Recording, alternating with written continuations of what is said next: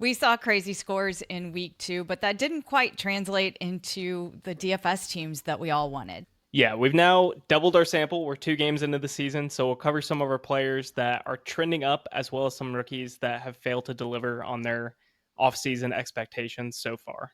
Yeah, this is the fantasy football game plan, and let's jump right into reviewing week 2, and then we'll do a rundown of week 3 and what you can expect from a DFS perspective.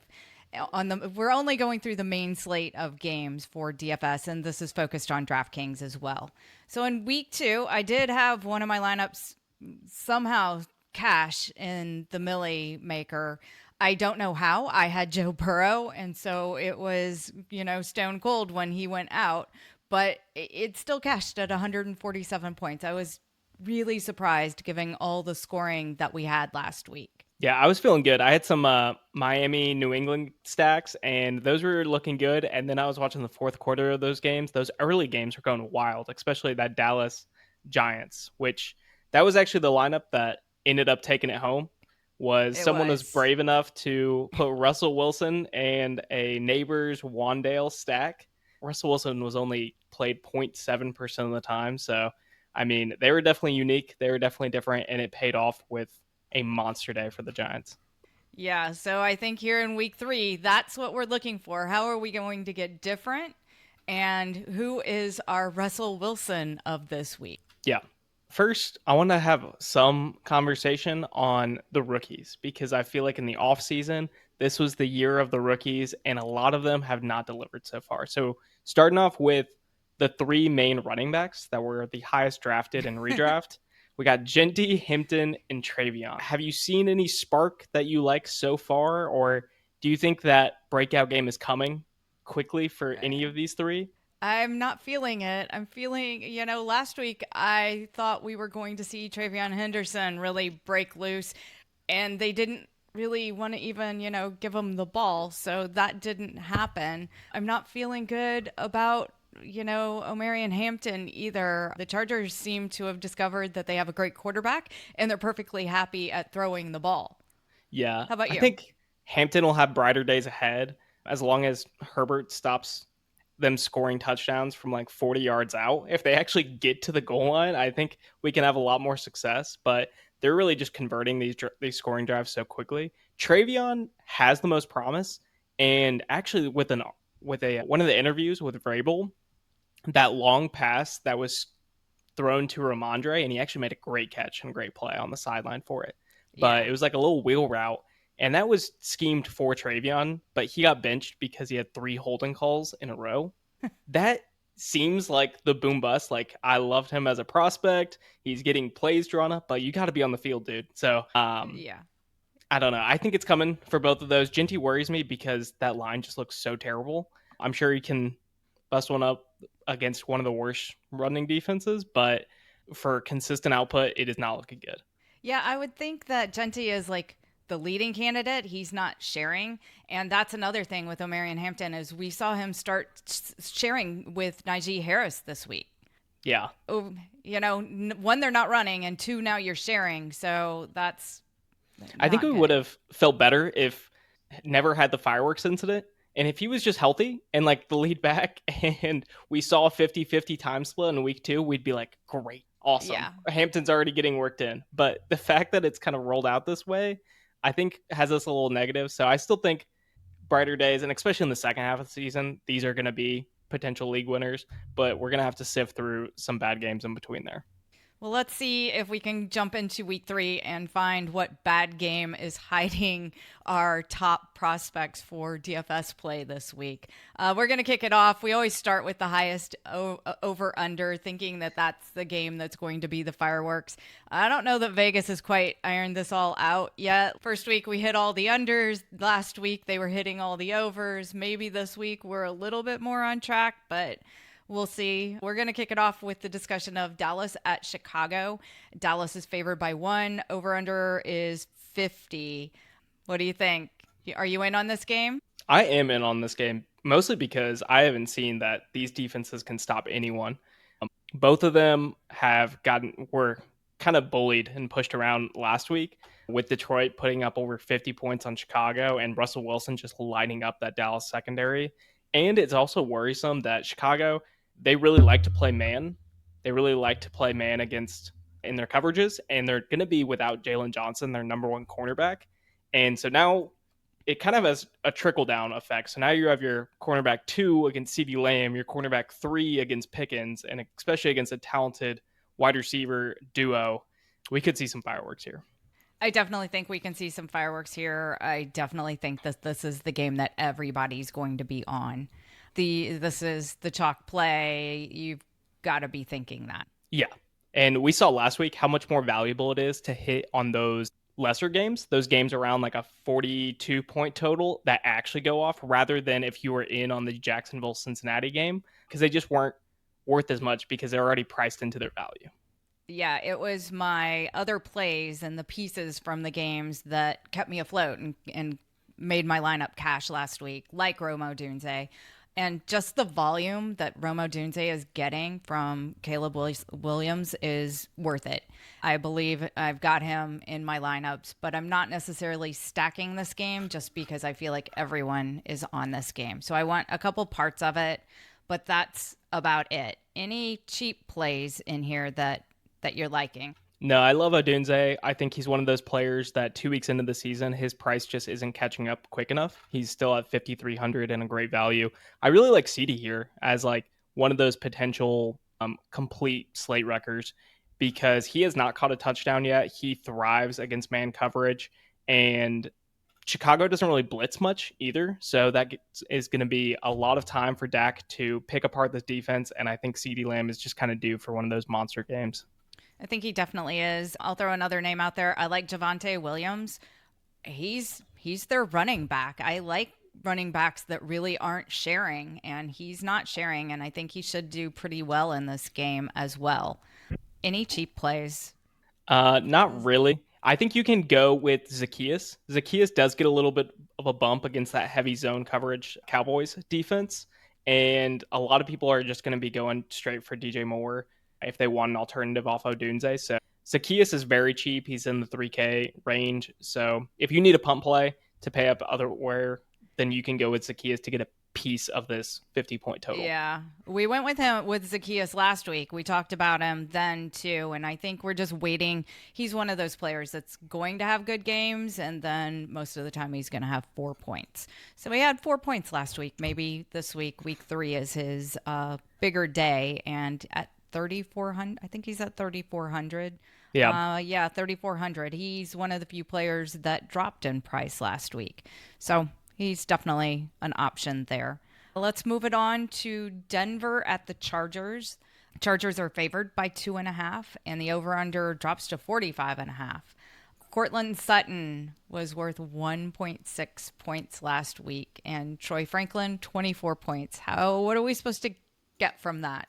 Honestly, I wouldn't read too much into it. We still know Sutton is the clear number one for this team. And we always see this with Sean Payton. He loves like making a game plan for just a random player that day. And so we've seen like Marvin Mims games in the past. Troy Franklin was last week. And we've seen games with Bailey last season.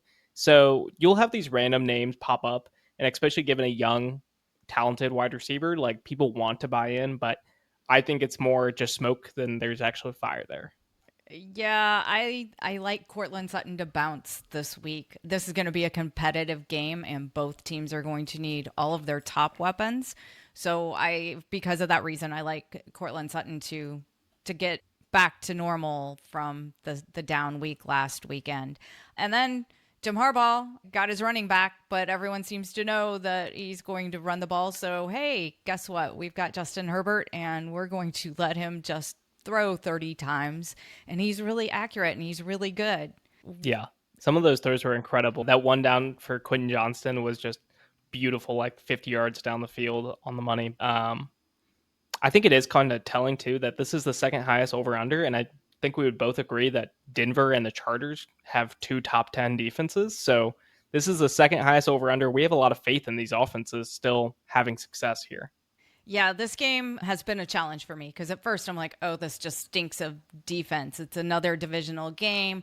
They're just going to shut each other down and we could get our 9-6 game. And then the more that I thought about it, the more the Chargers seem willing to do whatever they need to do to win, and Denver as well. So they're letting their quarterbacks air it out.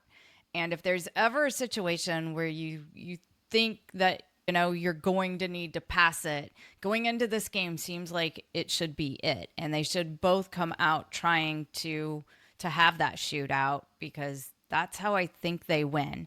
We also have a couple wide receivers, like we mentioned, Cortland Sutton, but Lad McConkey hasn't been there the last 2 weeks. And so now we've got two wide receivers that are really talented that need to get back to normal. And this could be their game. I don't mind stacking this game just a little bit. I like Herbert in it. I could even go Bo Nix, but because the Chargers are probably going to harass Bo Nix and he will be running. His legs give him definitely an advantage. But that's another thing on Herbert. I didn't realize last week, I think he was the third top rushing quarterback. He ran 7 carries for 31 yards. That was week 1. He was very aggressive last week as well running. What did he have? Last week he had 32 yards, and he was running in game 1 too against the Chiefs. Someone reminded him that he runs like a 4.4. He's as big as Josh Allen. Like, he can use his legs, and he's just deciding to this year. So it is promising to see.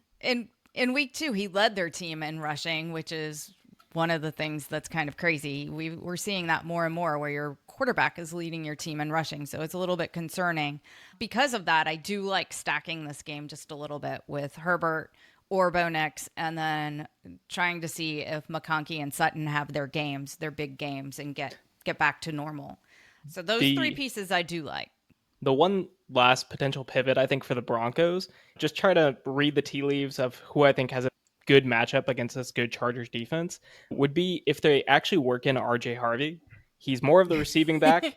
He hasn't gotten really any work, but I think suffering a tough loss to the Colts yesterday might bring them back to the drawing board. He's looked really good in their touches, so he seems like he's going to have to be more involved at some point in the season. It's just whether or not he's going to be trusted this early in the season. Yeah, you think Sean Payton can do it? Yeah, sometimes, especially with these rookies, you got to call it before you see it for that breakout game. Yep. Well, this will be 1 week I'm not on Joe Burrow. That solved its problem. So I'm not going to, I'm usually like late to the party and I don't want to be chasing, but anyhow. So let's move on to the Jets at Tampa Bay. Tampa Bay is favored by 7. Over-under is 45.5. Jets will be without Justin Fields. Tyrod Taylor's starting. So that's kind of interesting in itself. Tyrod Taylor is a bargain down at 4,800. Although they already bumped him up. They were anticipating this with that Justin Fields concussion. So they already bumped Tyrod Taylor from 4,000 to 4,800, which makes him not quite as inexpensive. Do you like any parts of this game? Obviously, the Tampa Bay side, Bucky Irving, he has to be very tempting to put in the lineups. Yeah, I am focusing more on the rushing game for Tampa Bay rather than their passing game.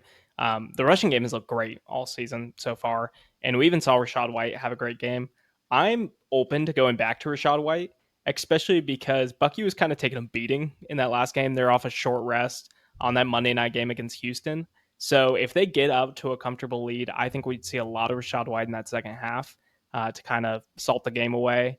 And as far as like a backup running back go, he's going to get a lot of usage more than your other backup committee running back. I think he can be a good payoff at 5,100 for his price.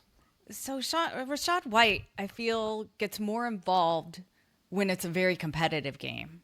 Therefore, I'm not going to be on the Rachaad White bandwagon. If this is just Tampa Bay does what they want, they're trying to run out the clock, I feel like this would be the perfect situation to bring in Sean Tucker and give him some carries and take the load off of both Bucky Irving and Rachaad White. So he may be, an extremely cheap play that could get some carries as well in this game. But I'm not in love with this game, and there aren't really any parts that I've been trying to force into a lineup, and I haven't been running out of money in my lineups that I've been building either, so I'm not looking for those really cheap plays. Same. I think the consensus for this game is why? Why do I need to go here? And I'm not really forced to. I'm not getting any values, and it's not a great matchup. I'm also heavily leaning towards the under in this Jets Tampa Bay game, especially without Fields. Yeah, I think so too. Although Tyrod Taylor, he's not a bad quarterback and throws in some interesting upside Yeah. if you're feeling it on that game. Let's go on to Las Vegas Raiders at Washington Commanders, and Washington is favored by 3.5, over under 44.5, so roughly the same. This one to me is another meh game. The Raiders have been really boring, and we're just not seeing. I thought it was going to be like super exciting out of the Raiders this year, and it's kind of, just a beating to watch their games. Yeah, they've been off to a slow start. This line also moved a bunch earlier in the week before the Daniels news. It was about a 7-point line. So I think Vegas is telling us that they don't think he's going to play, moving the line 3.5 points. Yeah, I don't think he's playing, but they're not going to tell us till the end of the week. Is there anything that you like in this game? I mean, Washington without Jaden Daniels is no fun. And, maybe you could take parts of the Raiders. Can we see something out of Brock Bowers if he plays? There's just so many questions here. Or does Genty finally, have a good game? Yeah, with just a 2-game sample, so far, Vegas has been like the best team against the rush, but they've actually been pretty bad against the pass.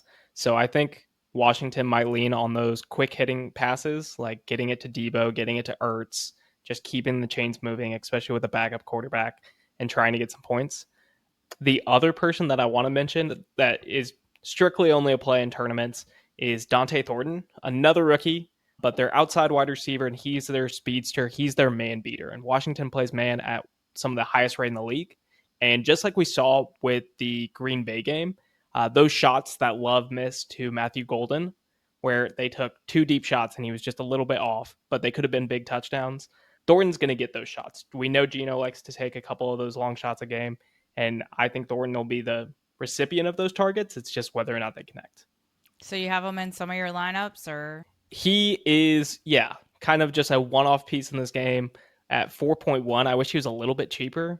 It's Dante Thornton. Why is he not like 3,700? But like we were saying, money has not been too much of an issue on the slate, so you can put him in on tournament lineups. Yeah. And I think I like Genty the best, but at 6,700, I have other options that I like. But again, we might be late to the party if we don't play Genty this week. Let's move on to Pittsburgh at New England. And New England is favored by 1, over under 44.5. 2 bad defenses. Can this be our very competitive game? Honestly, I think it can. Like you were saying, New England and Pittsburgh have not shown anything. New England almost blew the game to Miami is if Achane actually stayed in bounds. And then Pittsburgh has, for how much they paid their defense, they are allowing a lot of points every single week. It's really hard for me to get in that mindset that Pittsburgh's defense isn't that good. Yeah, especially Vrabel versus Tomlin. You think this game's going to be like 30 points. Yeah. So we should see Aaron Rodgers passing again. And we're the only thing I'm sure of is that Caleb Johnson may not even see the field after he fumbled that. Was it a fumble last week on the kickoff? I don't know what they counted it, but he just didn't get the kickoff. Yeah. Yeah. Just gave the ball to him. Or they recovered it in the end zone and got the touchdown. He didn't realize it was a live ball. So I don't know if he gets to even get on the field this week. But Aaron Rodgers, yeah, he could be some value here. He's 5,200. Yeah. Aaron Rodgers. We've seen one really good game from Rodgers and one really bad. I am leaning away from him, even if he's above average, just as a true pocket passer. He's not offering you anything on the ground. It seems hard to pay off that price tag compared to some of the other values we have. The one person I am looking to go back to is maybe DK. There's no Christian Gonzalez still for the Patriots, so they like to play man, and DK is really good against man. I can see him having a bounce back game. this Yeah, week. I can see DK Metcalf having a great game. And honestly, I can see Aaron Rodgers throwing for 4 touchdowns again. So I may have to consider a lineup with him. I try not to, but I might have to. They don't want to run the ball, it seems like. Yeah. The other thing, I think we are getting kind of a value for the two starting running backs here because everyone was so excited about the rookie replacements of Warren. So we got Jalen Warren at 5,400, and he had a pretty great game against Seattle last week. And then Ramondre looked great at getting 142 yards. He's down at 5K. So he is still Yeah. the clear lead running back for this team. Yeah, that is a good point. Both of these defenses are questionable, so we could go to the running backs. This is a game that I think deserves consideration if you're looking to stack something that could be a really has potential. And like And we it's said, not like, the obvious one. yeah, people aren't looking to stack Pittsburgh, New England. Yeah. Let's move on to the Los Angeles Rams at the Philadelphia Eagles. This game's super interesting to me. Philly's favored by 3.5. Over unders 44.5. I at first I wasn't going to stack this game. Stafford doesn't run. There's so many reasons to say no to all the pieces of this game, but Stafford's been looking good. Do you like any Puka or Devontae Adams in your lineups? I am kind of avoiding this game at all costs. It's kind of like the Philly game last week, but Philly just seems to be killing fantasy points where they refuse to give them on their end and they refuse to give them up. They have a really good defense. It took Adams getting hyper targeted in the red zone to get a touchdown. I think he had like 7 red zone targets. It was ridiculous. They'd get down to the 3 and then they only target him. I don't think we'll have too many opportunities. I just think it's going to be a slog like we saw from the Eagles Chiefs game and kind of rinse repeat if they keep winning that way. Yeah, I think so too. How about on the Eagles side? Is anyone going to break out? Or are we just going to see Hurts and Saquon run the ball and that's all they do? Yeah, I mean, it should be A.J. Brown. Like, we didn't have Goddard last week. Devontae Smith was banged up and he still had a bad game. So until proven otherwise, I don't know if it's that new play caller. I don't know what it is, but they seem very content on tush pushing their way to a couple of first downs, getting getting to 20 points and hoping they win. AJ Brown did have 8 targets and 5 receptions, but 27 yards. That's not what we expect from AJ Brown. So until something gets going in that passing game, I think I'm going like you are. I'm going to stay away, and that just means that their defense is going to have to step up, and their defense is playing well. So this is just a fantasy killer place. It kind of is. It's kind of a bummer because these are some of our favorite players, and just their current play calling, current strategy is kind of ruining it. It's no fun. How about Houston at Jacksonville? Jacksonville's favored by 1, and over under is 44. Jacksonville lost to the Bengals without Joe Burrow last week. Another divisional standoff in this game, you think? Or can Houston get something going? I think so. And like you brought up earlier, sometimes with these divisional games, we either see just they know each other pretty well and complete defensive shutdowns, or we see like true fireworks and they go off to 70 points like the Giants.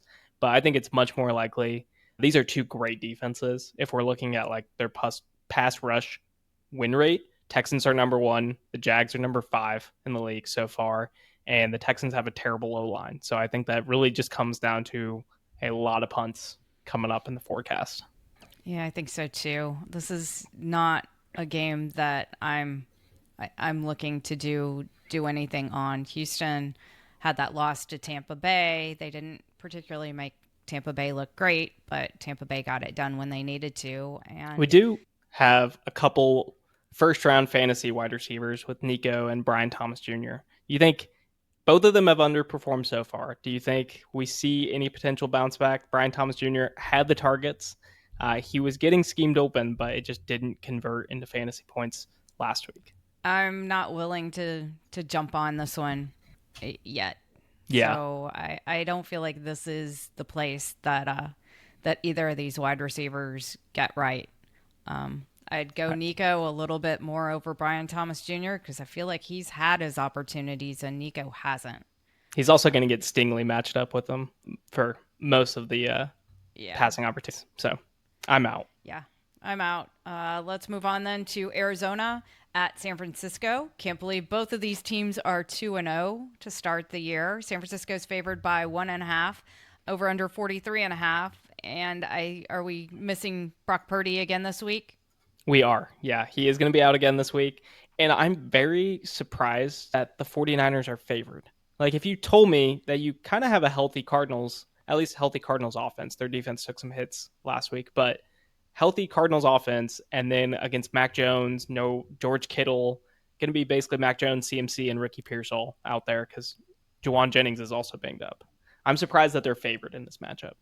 I am too. They seem to always play them really well. I think the Cardinals haven't shown us a whole lot. They've been disappointing in their first two games this season, and I think that's kind of what's holding the points down and favored on San Francisco. I did go back and look at these teams over the last 6 seasons.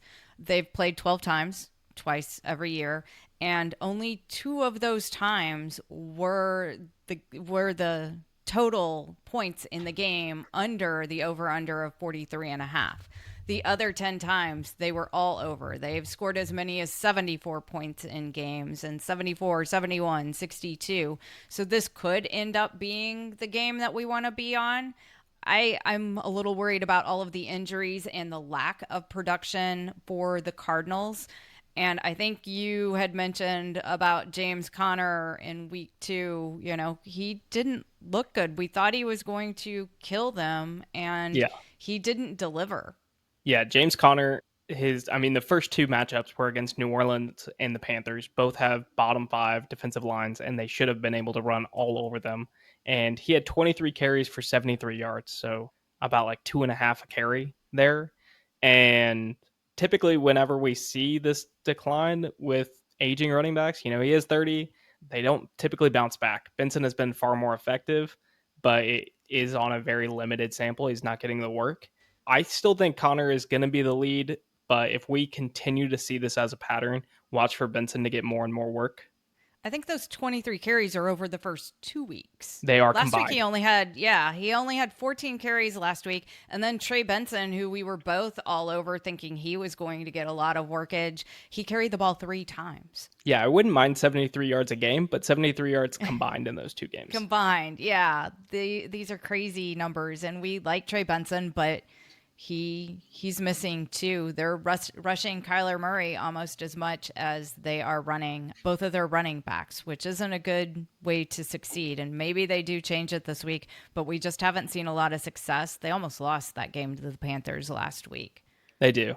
And something that was a trend like last year was the Cardinals always played their opponent, no matter who their opponent was. They lost to the Panthers last year, and then they almost beat Buffalo in that same season. So maybe we get a shootout here if both teams actually show up and they get paced, but that would be asking a lot for Mac Jones. Do you think there's anyone on the 49ers side that can help deliver that outcome? Yeah, you can always lean on Pearsall and CMC to help win the game for you, but I'm not sure that we're going to get the fantasy production that's needed at their price tags. Pearsall is a little bit more tempting because he is at 5,500. Yeah. But at the same time, I don't really buy into Mac Jones, and I don't think we're going to get those longer plays that we need. It should be lots of little passes for Mac Jones. So I'm just going to skip this game. I have other places I do like. Absolutely. All right, let's go to Indianapolis at Tennessee Titans. Indy starting the year 2-0. That's kind of fun. And the Titans are 0-2. Indy's favored by 3.5. Line is 43.5. I did like what I saw last week out of Cam Ward. He looked much better than he did in week 1. I do think this game is interesting. Do you have interest in this game? I do, but I think most people are going to attack it from Jonathan Taylor. He had a monster game last week. He looked great against Denver. And I kind of want to flip it and go more of the passing game for these two teams and maybe get pieces of the Colts passing attack that has looked very efficient with Daniel Jones, and then maybe bring back with one of those emerging Tennessee players with Alec Io Manor. who finally got in the end zone last week. He did. So I do like Iomander. I can't say his name. I get tongue tied on that. But anyhow, he had a really good game with his 6 targets and his touchdown. I think we see more of him, and he is really starting to develop with Cam Ward. I think Cam Ward's first win is coming sooner rather than later. I'm hoping it doesn't happen this week, but I think we're already getting closer to it happening. Bo Nix passed for 3 touchdowns last week against Indy. Can Cam Ward do it? I don't really think he can. I kind of like the Colts defense because we've already seen them generate a lot of turnovers. Bo Nix also threw for a pick. There was a couple other turnover-worthy plays, and then the first week, Tua couldn't do anything against this Colts defense. So Lou Anarumo, that Colts defensive coordinator, throws lots of changeups, like especially for a young rookie quarterback. I think that might be too much to deal with in his first start seeing a lot of these formations and packages. But so I kind of like the Colts defense here, but I think the Colts passing attack still has some juice. I think it does. And yeah, they get their interception and maybe a pick 6. But what I have seen on the Titans is that they are willing to let Cam Ward throw it. He doesn't have the training wheels on. They're letting him throw it 30 plus attempts. And they seem to be trying to win and stay in those games and letting him learn. Because of that, I have some interest at his $4,900 price tag. It comes down to, I have other places that I like a little bit better. Yeah, the old Jameis Winston formula of throw a pick 6 and immediately go out there and get a touchdown drive. Yep, exactly. Mm-hmm. And that's kind of what I feel like's going on here. It is a home game for the Titans. I think that maybe he gets to pass and try to stay in this game, and this could be our shootout. The one name I want to bring up too is Michael Pittman. He's below 5K. He's 4.9, and he should have a much easier time against the cornerbacks for Tennessee rather than being lined up against Pat Surtain last week. And he's just super cheap for his usage. Tennessee plays so much zone coverage, and that's where Pittman thrives, just being where Jones is expecting him. I think Pittman and Warren are probably going to be the most critical pieces, especially for 4.9 for a wide receiver 1. That seems too cheap. It does seem too cheap. I do like Michael Pittman. I like Daniel Jones. He comes with that rushing ability as well. He rushed for a touchdown last week, so he can get you an extra touchdown on the ground as well. So pairing him up with Michael Pittman, that's, just over 10K. Mm-hmm. Pretty affordable. Let's move it on to Atlanta at Carolina. Atlanta's favored by 5, over under 43. In my head, this over-under should be much higher, but I guess it is the Falcons' defense that is bringing the total down when Carolina can't get out of their own way. They only seem to play the second half of the game, and they put themselves in a pretty big hole to try to climb out of. The formula for Carolina's fantasy value has been kind of garbage time and prevent defenses and other teams getting the early lead, and we might see that again here. The Falcons' defense, we also have years and years of them never having a pass rush, and now we have 2 games, so it does seem a little quick that everyone is buying that they are now just like a top 5 defense. Maybe JJ McCarthy isn't that good. We'll see. But the Falcons will have an easier time against that Carolina front that just sent 2 of their key offensive linemen to IR. So their center and their right guard got sent to IR. I'm a little bit worried about Carolina being able to keep pace because of that. Yeah, I don't think that they can keep pace. I haven't seen a whole lot out of them, and it's been a little bit bad. Is every lineup going to have Bijan Robinson in it? I think so. He is kind of that key piece. I mean, you see Bijan, who's looked so good in his touches, and they're trying to give him a bunch of work, especially a bunch of receiving work too. Allgeier's getting some carries, but Bijan is getting so much work in the receiving game, and against this Carolina defense, he has potential to go off.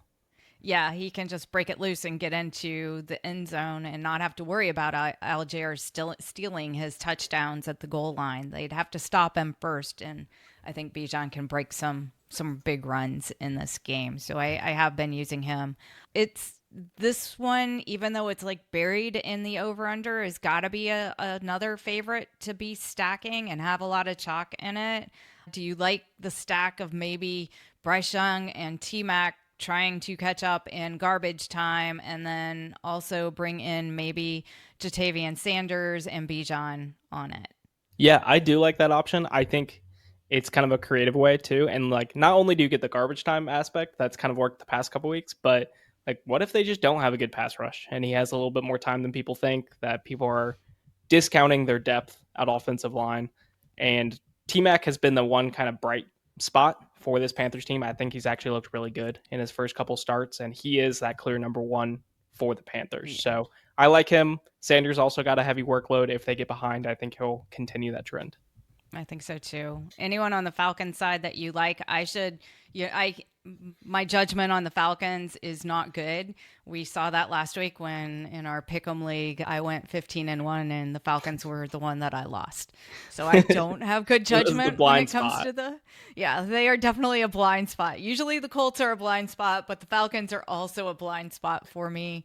I'm not usually in on their players. I like Bijan Robinson though in this game. So we saw such a run-heavy approach for the Falcons, and I want to know if that's the truth. Or Minnesota has such a unique defense. Brian Flores is known for such his exotic blitz packages and blitzing at such a high rate that I wonder if that run game approach and just leaning into the run and leading into Bijan and Algier was just to try to limit that and keep that at bay and avoid all the negative plays.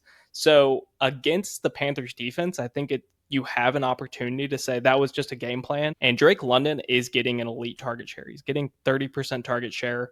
It just depends on if he's going to have any passing volume to be a relevant wide receiver. So he's at 6K. He's not getting priced like an elite option. You do have to call it and just say that they're going to have a different game plan going against the Panthers, but an interesting option there. It is kind of interesting. And Michael Penix is the opposite of Cam Ward. We were talking about how they are perfectly fine letting Cam Ward throw it over 30 times.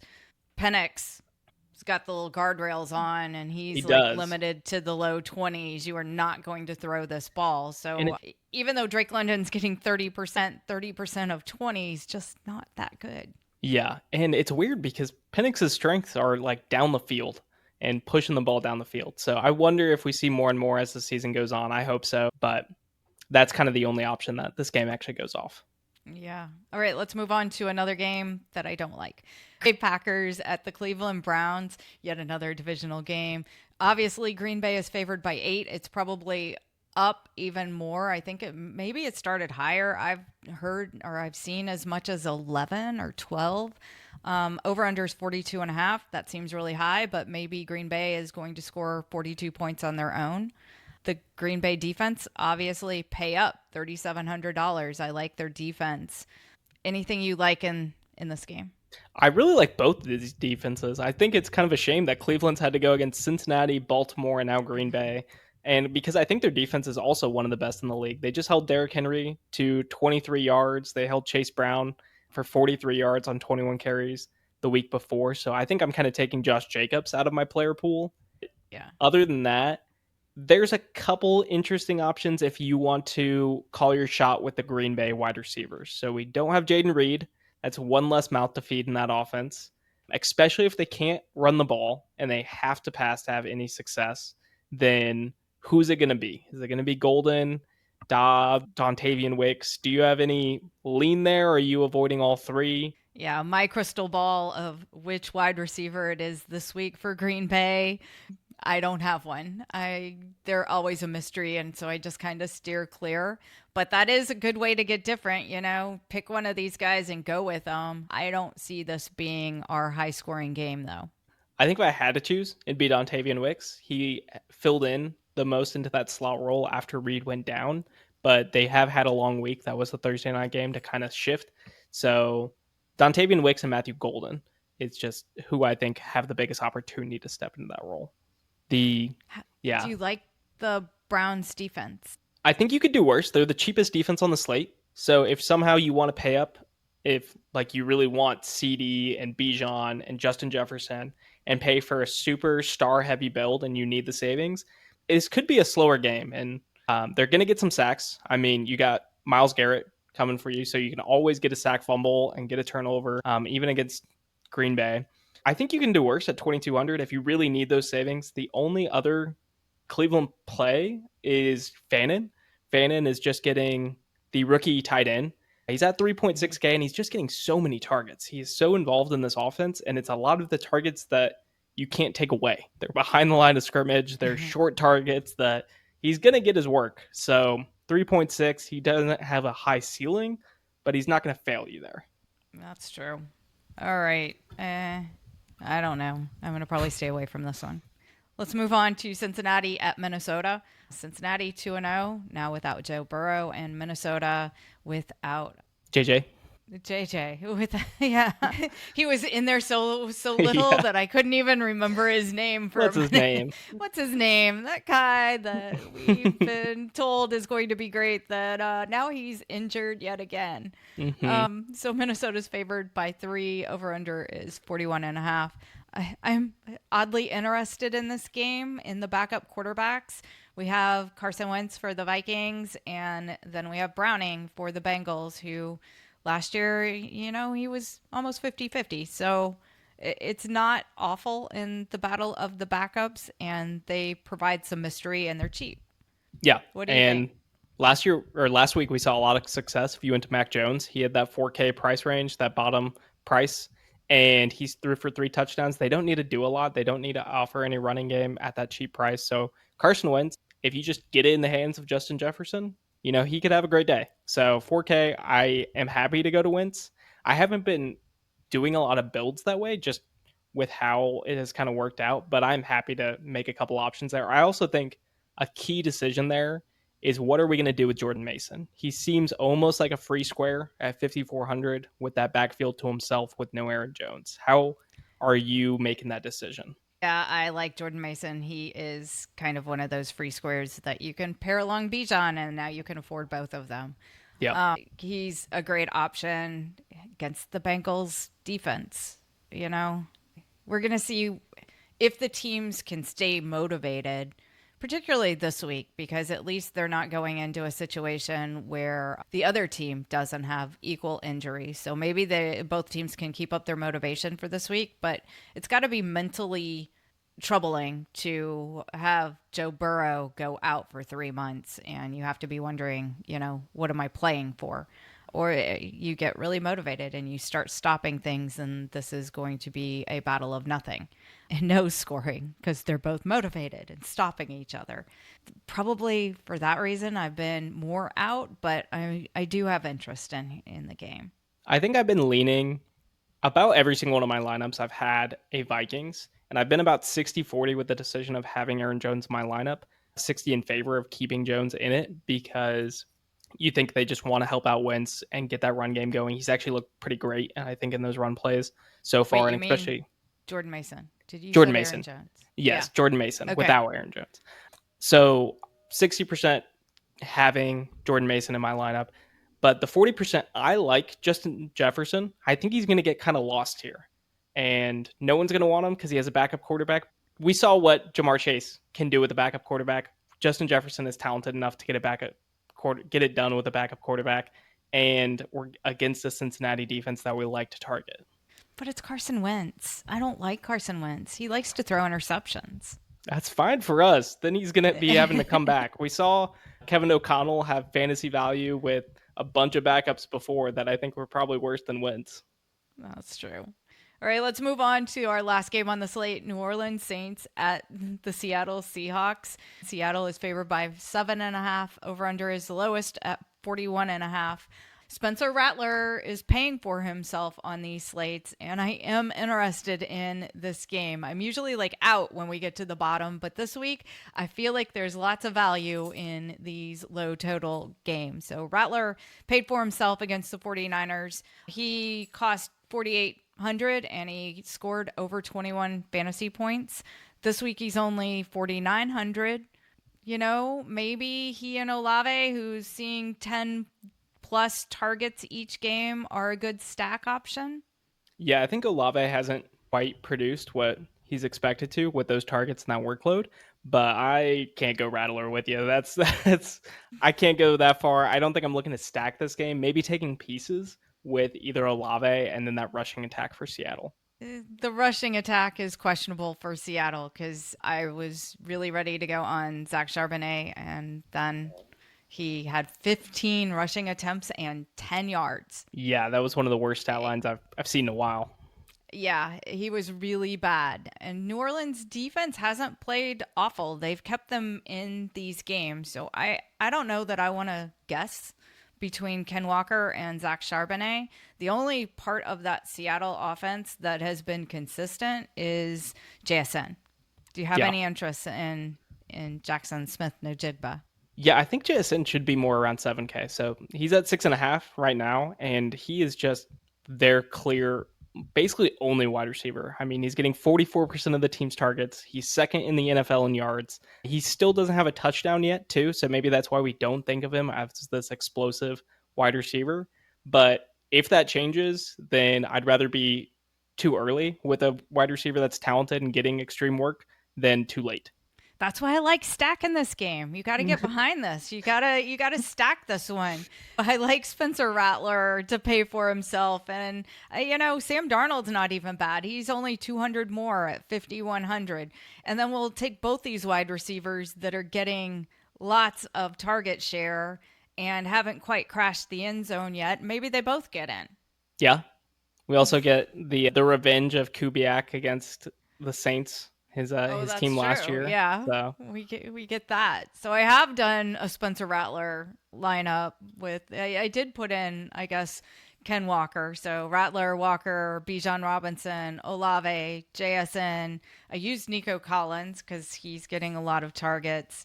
Noah Fant, Brees Hall, Colts. It's not my favorite, but I like Ken Walker here.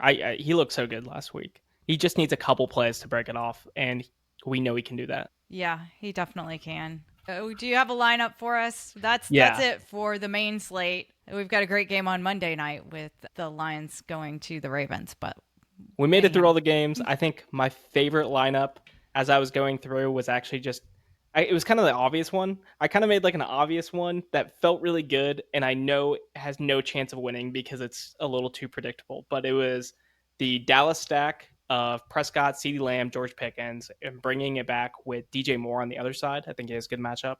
And then the running backs we talked about, Bijan, Jordan Mason, calling my shot with a Green Bay wide receiver to get different with Dontavian Wicks, and then Tyler Warren and the Vikings defense to close it out on those last ones. I like parts of it. The alternative, and what I was talking about, if you want to ignore the Jordan Mason free square, is get in Justin Jefferson, get in CeeDee Lamb, and get in Bijan Robinson. So you have a bunch of star power to put you over, and then leaning on cheap Colts. So Daniel Jones, Michael Pittman, and Tyler Warren as kind of the saving stack. And then Alec Iomanor on the other side with just that Texans defense and Jaylen Warren rounding up the lineup. Yeah, I'm going to go back to that lineup I mentioned against the with the Chargers with Herbert, McConkey, and Sutton. That's definitely my favorite one. But there are lots of good pieces out there this week. And there are lots of games that are surprisingly interesting and that not everyone's going to be on. So this is definitely a great week, I think, to figure out a way to get different. We will also link the spreadsheet that we use for a lot of our salaries and just to look back at what they did last week. So if you're interested in more information there, feel free to dive in and check that out. Yeah, that's it for week 3 main slate. Hope you enjoyed the game review. Hit subscribe, leave us a comment on your favorite plays of the week, and we will see you next week.